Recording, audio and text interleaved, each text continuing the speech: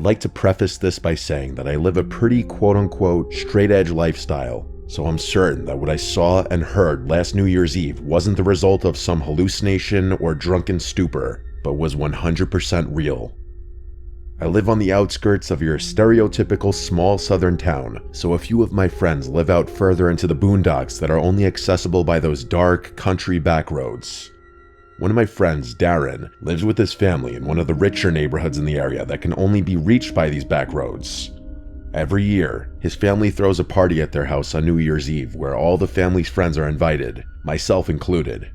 It's a pretty fun occasion, so I'm always excited when I get the formal invitation from Darren's parents in the mail. Seeing as the weather in the south can be pretty weird when it comes to winter, it didn't get really cold until a few days before New Year's Eve. I could remember the newly frigid air paired with the bumpy, unkempt country roads made for an uncomfortable ride to the house.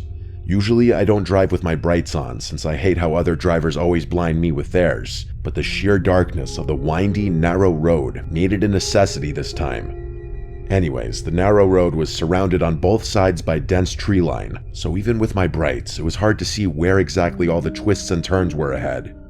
Notably, there aren't any other houses between the turnoff to the road and Darren's neighborhood, except for a lone shack that seemed like it had been abandoned for years, though I could sometimes see lights on inside whenever I passed this way.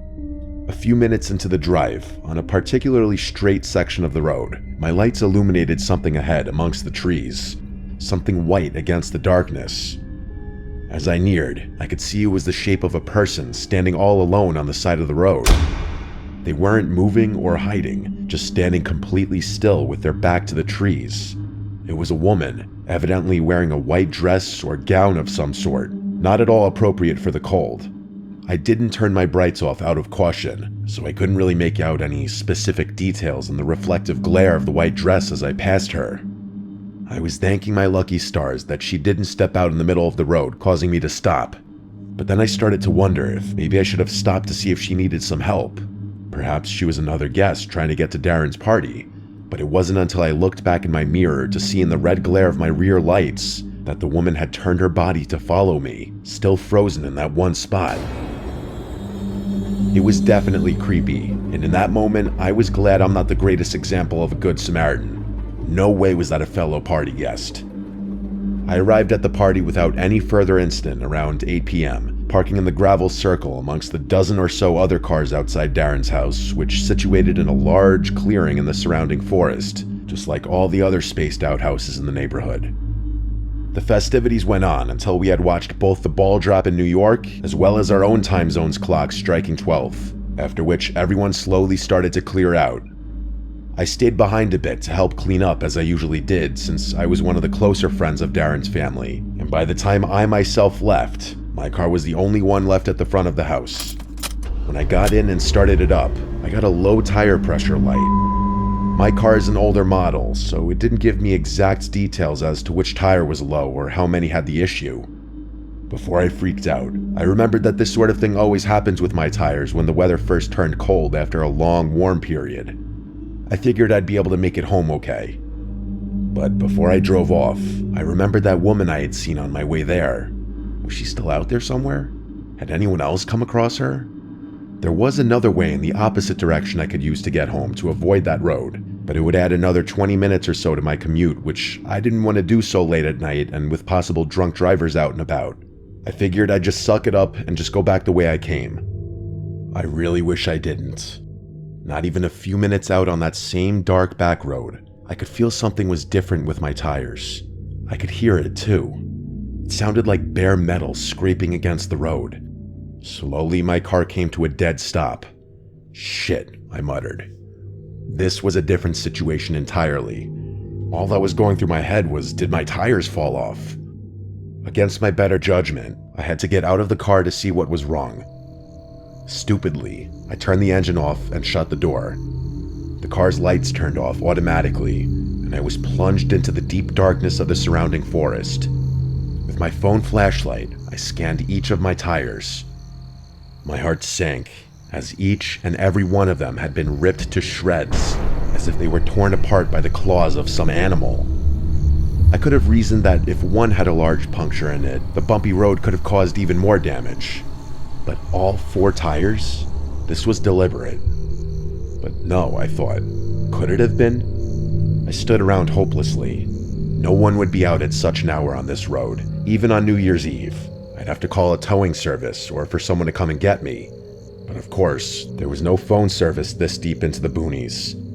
But just as I was about to get back into the car, the gentle wind died down. The barren tree branches stopped swaying, and even the wildlife that was still out this time of year went quiet.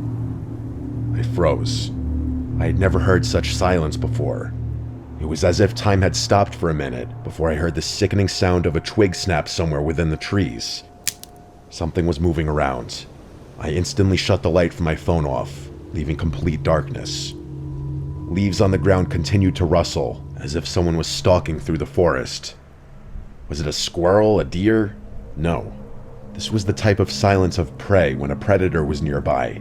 And then I heard, "I see you." My stomach dropped. All the air was sucked out of my body.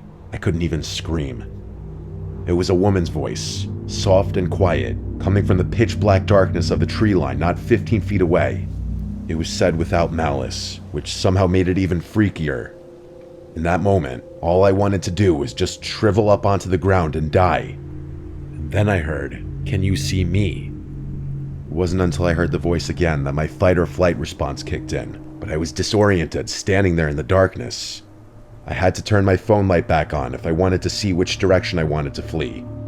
I aimed the flashlight directly in front of me, and standing at the edge of the tree line was the woman in the white gown, this time her features visible. The gown was dirty, covered in dark stains. She was deathly pale, skinny as a rail, and her disheveled gray hair fell down to her elbows. But her face was almost indescribable, grotesque, as if she were missing half of her jaw, yet it seemed as though she were trying to grin at me. In my indecisive horror, I had the flashlight trained on her for a few moments before I hauled ass down the road back towards Darren's house.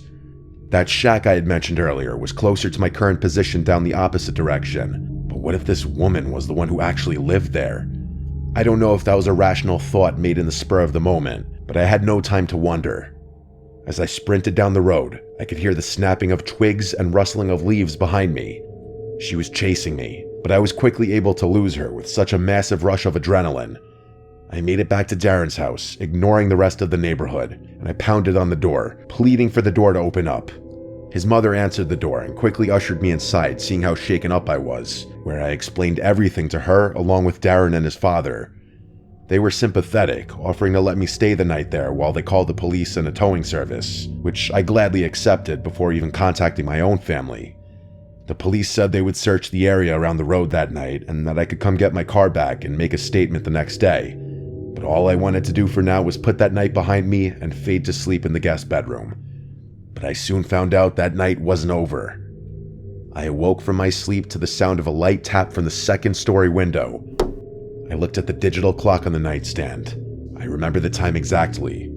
3:14 a.m. Of course, none of the windows in the room had blinds. I didn't dare look out until I heard the muffled voice from outside, the same voice saying, "I see you." The woman was still out there. She had chased me all the way here, and now she was throwing rocks to get my attention. If I wasn't going to look out the window before, I definitely wasn't going to now. I wasn't going to leave my spot in that bed or fall asleep until morning. When the sun rose and Darren's family woke up, the woman was gone, thankfully. I told them what else happened, and we all looked outside together before the police showed up. In the yard, about where I had heard the voice coming from, Darren's father found a large, rusty knife that didn't belong to the family, presumably what the woman had used when slashing my tires. But that also meant she had followed my car there to the party at the beginning of the night, and specifically targeted me when everyone else was inside during the festivities. Darren's parents called and asked the other party guests if they had seen anything suspicious the night before, and one of their friends said they had seen someone in a white dress walking around outside from the window, but thought nothing of it, seeing as how people were coming and going all night. When I gave the police my statement, I told them to check around that shack on the road here, as I had a hunch that woman had something to do with it. They eventually did, and updated me that they found no one living there, but there was dead, gutted wildlife sprawled all around the surrounding woods. That woman I saw was never found, which of course raises a bunch of questions. The scariest ones to me, though, are how she was able to track me down so quickly once I left the party, And if she was missing so much of her face, how was she able to pronounce those words so clearly? Despite what happened, I'll still be going to Darren's house for New Year's Eve again this year, but this time, I'll make sure to carpool and take the long way around.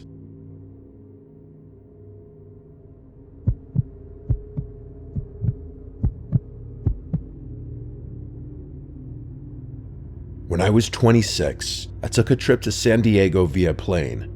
I stayed with my friend for a few days and booked a late flight back home. My flight landed at midnight. By the time I was off the plane and by the ground transportation pickup point, it was like 12:30. I waved down a random taxi in the taxi section and gave the driver my home address. He said he'd take me for $30, which was a really good deal compared to Uber. He came out to help me put my bag in the trunk of the van, but I said I was fine with it in the seat next to me, so he lifted my bag onto the seat on the left side behind him. I was sitting diagonal from him. He got back in the car and pulled up the directions to my apartment, and we were on our way. My at-the-time apartment was about a half-hour drive from the airport with no traffic. At this hour, there was obviously no traffic. We got right on the highway and we were moving fast. I caught the driver's eyes staring at me through the mirror on 2 separate occasions, and on the second time, he spoke. He asked where I was coming from. I said San Diego. He said, "Oh, very nice." Then he asked me what I was doing there. I said I was just visiting a friend who lives there. His response was, "Is your friend as pretty as you?" And honestly, my first reaction was to laugh, but I found the comment really creepy, and it being the third thing out of his mouth on the ride didn't help. From here, his questions kind of stayed on the flirty side. He asked me, "What is a pretty girl like you doing traveling all by yourself?" And I had a slightly sassy response, saying, "Well, I just said I wasn't alone, I was visiting my friend." And his rebuttal was that by flying by myself, I was traveling by myself. I maintained my slight sass and said we can agree to disagree, and he laughed and said he was only teasing me. This man had to be like 45 though.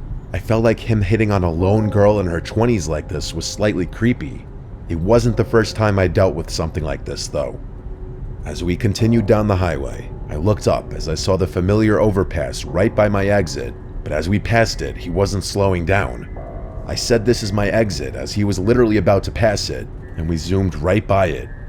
I repeated myself louder, saying that was my exit. He apologized and said he'd catch the next one. I tried to get a peek at his screen to see if he put the right address in, but it was angled so that I couldn't see it.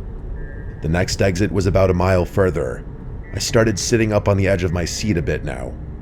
When the next exit approached, I said loud and clear, "You need to get off here," and without acknowledging me, he turned on his blinker and merged off the exit.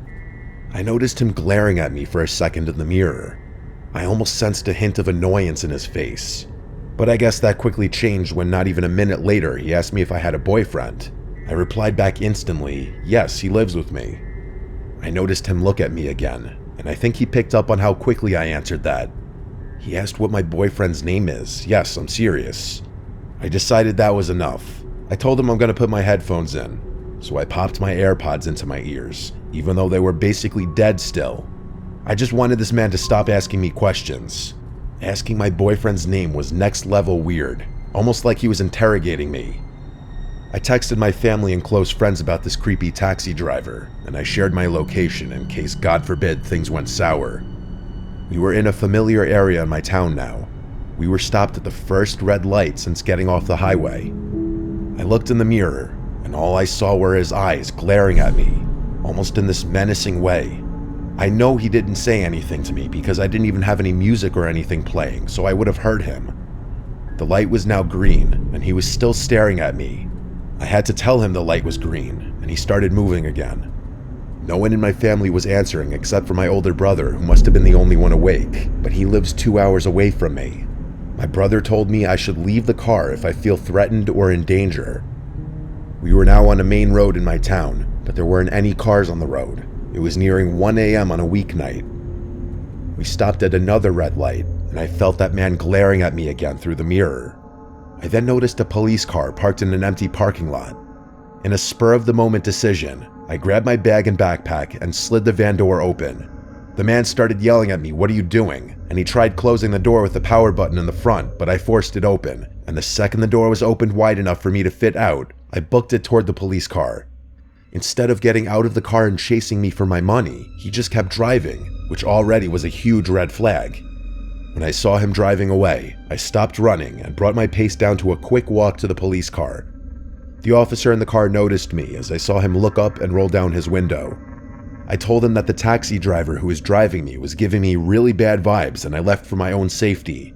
I asked the cop if he could give me a ride home, and thankfully he said hop in the back seat. Being a scared female obviously helped, but do I think you should be going up to cops asking them to be your free taxi service? Absolutely not. By the time I was in the car, that taxi was already long gone. The cop drove me home, and we were there in about 5 to 10 minutes. I let myself in and didn't even bother unpacking. I went straight to brush my teeth and crash into bed. It seemed just as I got into bed, though, there was a knock at the front door of my apartment. What if it was the taxi driver? He had my address after all. What if he came for his money? Or worse? The knocks persisted for a few minutes, then it went silent for a few minutes, and then there were more knocks. Obviously, I never left my room. I didn't want to be anywhere near the front door. The door was locked, and that's what mattered. Eventually, the knocks stopped, and I drifted away to sleep. The next day, I was back to work. I had a slightly later shift, luckily, so I didn't have to get up too early. While I was at work, though, I got a call from my next-door neighbor, George. He said that my dad was there before, trying to get into my apartment to drop something off, but he didn't have a key. George was calling to confirm that I was in fact expecting my dad, and I said no, I hadn't heard from him. George said he didn't see him actually leave anything, though. He was just checking through the windows, which caught his attention. I thanked him and then called my dad, and as I was expecting, my dad said he was at work and had not stopped by my house. I took this time to explain the entire taxi driver situation to my dad again, but over the phone this time. He wanted me to come home for a few nights, and I said I would. I just need to go home and pack my things up first. After work, I got home around 9 p.m. I finished up my laundry from the night before and packed a bag with some clothes and my work stuff for the next few days. Something in my apartment felt off, though. I never get nervous from being alone, but that night, I felt like I wasn't alone. Deep down, I felt like it was because the whole taxi driver situation made me uncomfortable, but I felt like I kept hearing small cracks in the wood floor, like from the pressure of someone's weight. I just couldn't pinpoint from where. I was honestly freaking myself out and tried to hurry up and get all my stuff and go. It was about the moment I was ready to leave the house when I heard a creaking sound from down the hallway, from the spare bedroom. I turned and heard a voice say, "I wasn't gonna hurt you." And I saw an arm swing into view from behind the wall, and I just took off to the front door before he could even enter the hallway. I was outside, screaming and pounding on my neighbor George's door. It was still early enough where he and his wife were awake. They came rushing outside, and I begged for help. Instead of entering my apartment, we called 911 and waited for the officers to show up before going inside. My apartment wasn't huge, so checking each and every potential hiding spot didn't take long. The back sliding door to the shared backyard area was open, which also suggested he fled through the backyard. Unfortunately, I didn't have any record of the taxi ride I took, so I didn't have the cab number or plate number or anything. I could only describe it as a yellow minivan and give the description of the man. I did, however, describe the route we took and the time I remember getting into town, hoping maybe they could knock on some local business doors and check their cameras pointed to the streets. I grabbed my already packed bags and headed to my parents' house, where I stayed for a week. They wanted me to stay even longer, but I had to get back home. My dad helped me install some cameras from Amazon on my front and back doors, and I also bought a taser to put next to my bed for self-defense. I've lived in 2 different apartments since this experience. I've never had to use the taser. I also avoid taxis now if I'm alone, as they are a lot less traceable than a ride-sharing app. But also, you hear about fake taxi drivers kidnapping people all the time. I have to wonder if that was a real taxi driver at all, or if it was a stolen vehicle.